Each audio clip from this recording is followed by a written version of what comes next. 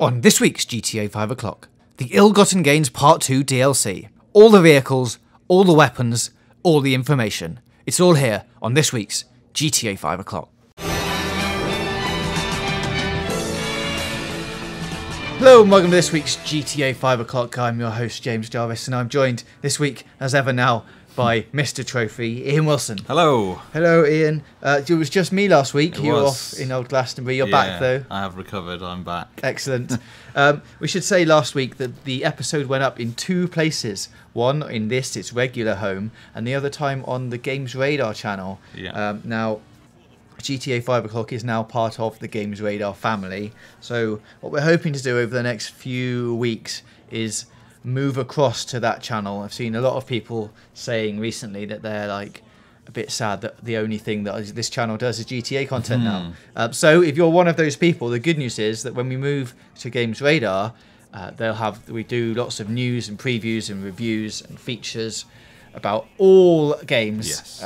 All console games, Xbox, PC, PlayStation 4, Nintendo, all of that stuff. So you'll get all of that content over there, as well as GTA 5 o'clock, which will keep going continuously at the same time in the same place, Wednesdays at 5 p.m.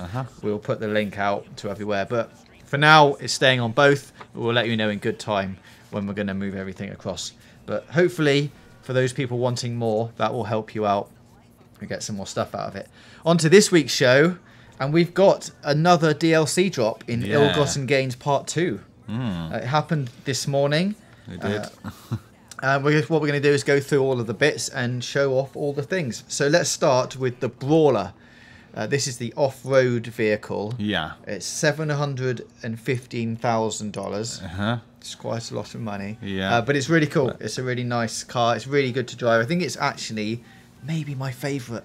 Oh, nice. In this new DLC set. It's good for off-roading, it's good for just cruising around, but the handling's really good. You race your way up Mount Chiliad in that, do you reckon? You could. I have not done that yet. Okay, but cool. I'm sure that's what it's built for. Cool. Moving on, we've got the Chino.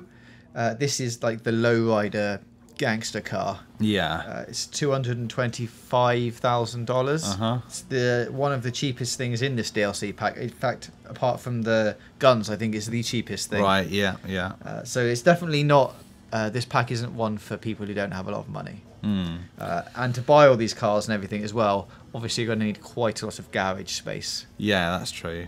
Which could cause a problem if you want to keep all your cars in there, but there we go. So that Chino low rider is I've seen something about this. It's got a you can have a Los Santos Customs plate fitted to it or something in the back, a sticker. It's like representing your Los Santos Customs. Cool. So that's a nice little touch. Yeah. We've also got the Blackfin, which is like a classic Hollywood car. Yeah. I did ours in white. It's very nice. Nice. It's got a certain sort of LA noir feel to it. Yeah, very much so. $695,000. Yeah, pretty pricey. Pretty pricey, but not as pricey as the T20. Wow. This is the new sports car. It's 2.2 million GTA dollars. That is a lot. It's the most expensive thing in this pack. Yeah. It's obviously a sports car. It's very fast. Yeah. Could be one of the fastest car in the game now. Wow. Possibly. We'll have to test that out. Yeah. It's got a cool little spoiler at the back, so when you accelerate, the spoiler like automatically comes out. So give you a bit more grip. Excellent. Yeah, and then if you brake, it sort of flips up and then goes down again. It's nice. Cool to drive it around. Cool. I smashed ours up a little bit. I imagine with that you can probably take that to Los Santos Customs and give it even more customization and upgrades. There's loads of stuff you can do with it. There's loads of different paint jobs. It's like two-toned, so you can do the top and the bottom. You can add neons to it. Obviously, like you can with everything. There's loads of stuff in there. Cool. And then we have the motorbike, the Vindicator. Yeah. $630,000 GTA dollars. It's a slightly interesting looking one, this, isn't it? It's like classic 80s sort of Harley Davidson style, but it's given like a modern twist. Yeah. So if it's nice, it looks cool. It's not as fast as we maybe thought it was going to be. Right. It's like reasonably quick, but it's not like a super bike. Okay. I don't think. Yeah. And then finally for the vehicles, we've got the Toro. Yes. Which is $1.75 million. Right. It's a nice boat though. You can get 4 people in it, I think. Pretty good. It's got a kind of funky wood panel finish on it as well. Yeah, a little horn at the front as well. Nice, which is good. excellent.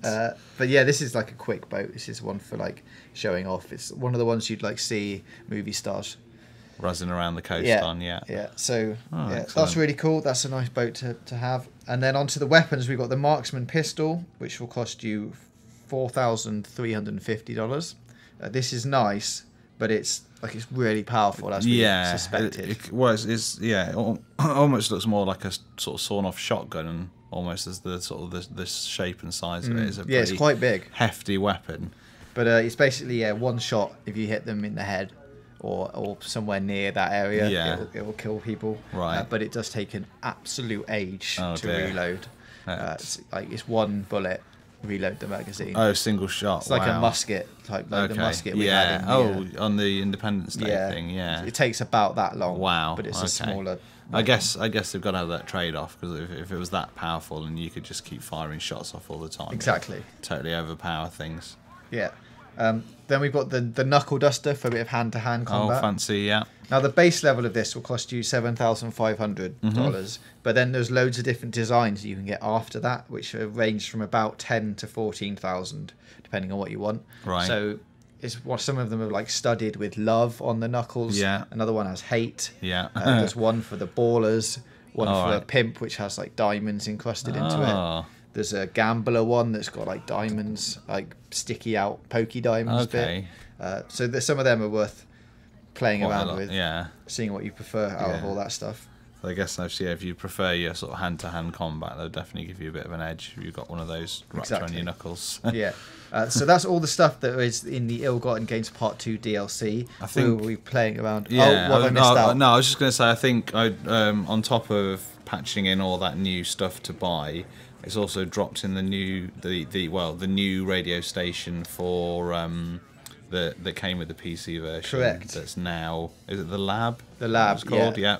So that should have dropped onto all the console versions of the game now. So you'll be able to get that on your Alchemist and Ono. Curating it. Yeah. So that should be there. Yeah, give you some new tunes to cruise around to. So that's pretty good. Yeah, that's very good. That's very welcoming. Yes. So that is the Ill-Gotten Gains DLC stuff. Let us know what you're most enjoying playing with out of all of that stuff. If you've got enough money to buy it and store it all. That's it. Let us know what your favourites is. Next week we've got some hot information. It might not be hot by next week, but about the upcoming potential news on the upcoming single player DLC, what it could be, who could be in it. We'll do a bit of speculation and see where we can get to, but quite looking forward to that show.